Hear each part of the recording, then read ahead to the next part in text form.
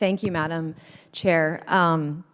First of all, I just want to thank everyone who testified today, our witnesses, with your medical background. I know many of us are very passionate about many different issues, but there were many women today that testified before us about their own struggles with rape, their own struggles with sexual assault, and the lifelong pain and trauma that it brings to us, both physically, emotionally, and mentally.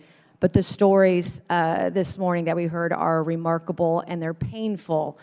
I told my rape story 2 or 3 years ago as a state lawmaker when South Carolina was doing its own fetal heartbeat bill. And today, I believe we're still one of the only states in the country that has a fetal heartbeat bill with exceptions for women who've been raped and for victims of incest, because I told that story. And so I am pro-life, and regardless of the circumstances, when you're raped, it's traumatic, and we have a right to make that decision for ourselves. But at some point, these cells become a human and become a child inside a woman's womb. And so the other thing that I think about this morning, it pains me to hear these stories because too often too many women have those same stories.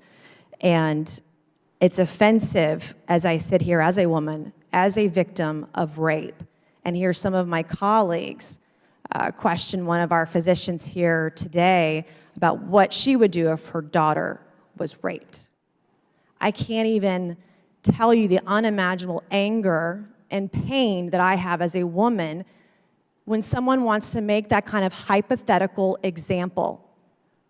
This isn't something to toy with. This is not, we should not be having this hearing for political PR purposes for the next, fundraising scheme on social media. This is a serious issue, and it affects women who are Republican and Democrat alike. This is not a joke. And there are kids out there that are victims of incest. There are women out there who are dealing with this for a lifetime. And I don't want to hear any of my colleagues, I don't care if you're Republican or Democrat, sit there and have a hypothetical question to women who are here today, asking them what you would do if your child was raped. I find it offensive and disgusting. The second thing I want to say this morning is that gay marriage has nothing to do with abortion or the right to life in this country. And it's already been decided by the Supreme Court. We're all adults in the room, and I hope that all of us support the rights. If you want to be happily or miserably be married like anybody else, you have the right to do that. Third, and finally, I sit here today, and Lieutenant Colonel Scheller is sitting in a brig.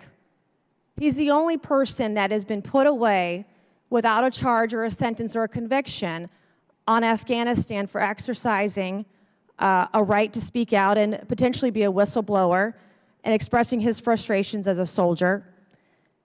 I saw yesterday and Tuesday this week in the Senate and House hearings the blame game going on in Afghanistan. We have billions of dollars that we just left of equipment to the Taliban, who are selling it to Iran and God knows who else. We have a cabinet that is saying one thing and a president that's saying another. I then, as I'm sitting here, see an email come across my desk that says reportedly the Department of Homeland Security Secretary Mayorkas is wondering if we can, accommodate between 350 and 400,000 illegal immigrants at the border.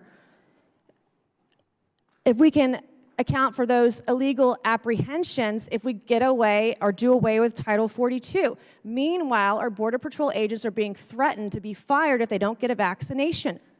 And so I asked this question, what the hell is going on here today? We don't have oversight over state abortion rights. This is not the purpose of this committee, and I yield back. Thank you. The gentlelady yields